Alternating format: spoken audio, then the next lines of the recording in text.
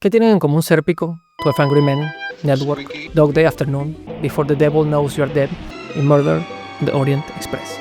Géneros distintos, tonos distintos, directores de fotografía distintos, guionistas distintos. Ni siquiera parecen películas realizadas por la misma persona.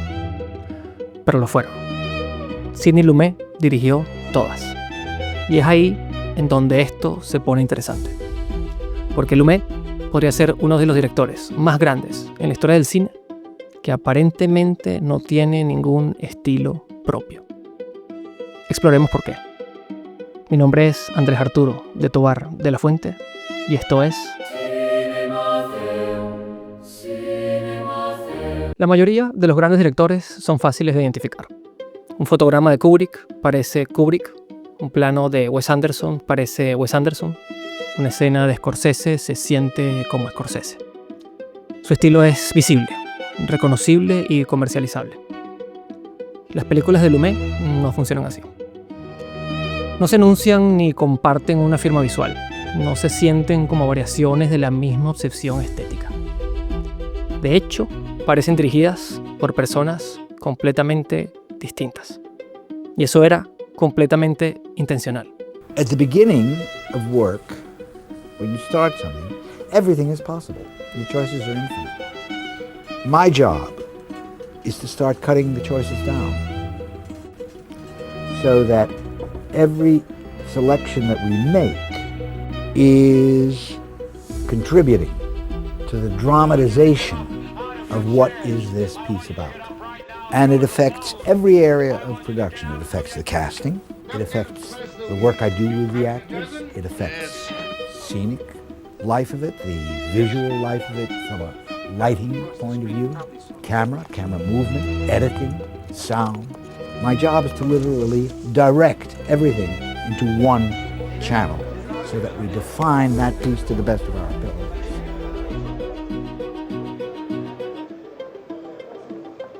I don't prefer any particular kind of technique. Sidney Lumet no corría en el estilo de la misma forma que la mayoría de nosotros.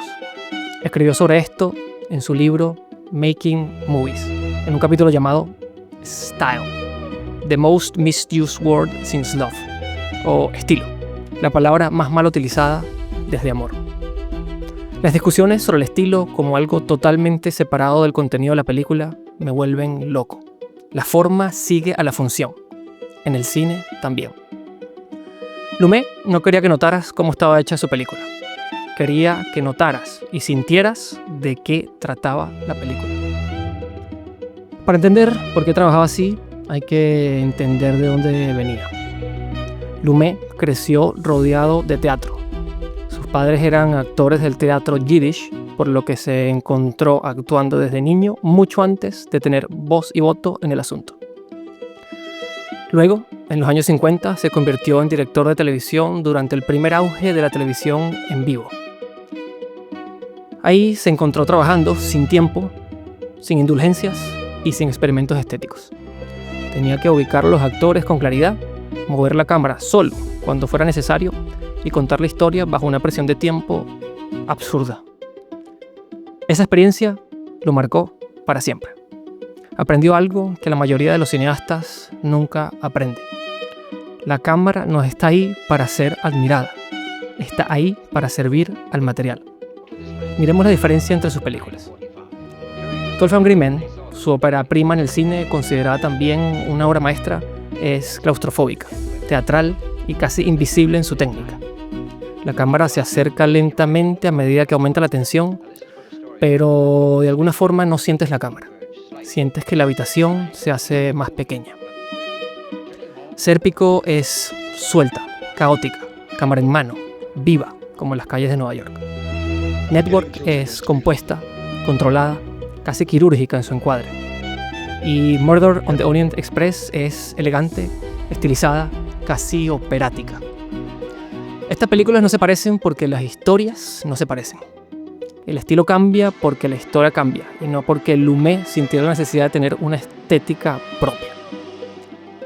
Lumet sentía tanta pasión al respecto que incluso se quejó de los críticos que elogiaban a los directores solo por tener un estilo obvio. Si la película parece un comercial de Ford o Coca-Cola, creen que eso es estilo. Y aquí es donde Lumet expone silenciosamente algo incómodo para los cineastas. Muchas veces perseguimos el estilo porque es más visible, más fácil de imitar, más fácil de vender, más fácil de comentar. Como audiencia también nos hace sentir mejor y más inteligentes cuando identificamos patrones o una gramática audiovisual en una película o en el trabajo de un director. Y si te identificas con esto, pues Sidney Lumet tiene un mensaje para ti. El buen estilo es el estilo invisible. Es un estilo que se siente. Y esa es la clave. Porque para lograr un estilo invisible hay que entender la historia lo suficientemente bien como para saber cómo debe ser contada. No como tú quieres contarla, sino como necesita ser contada.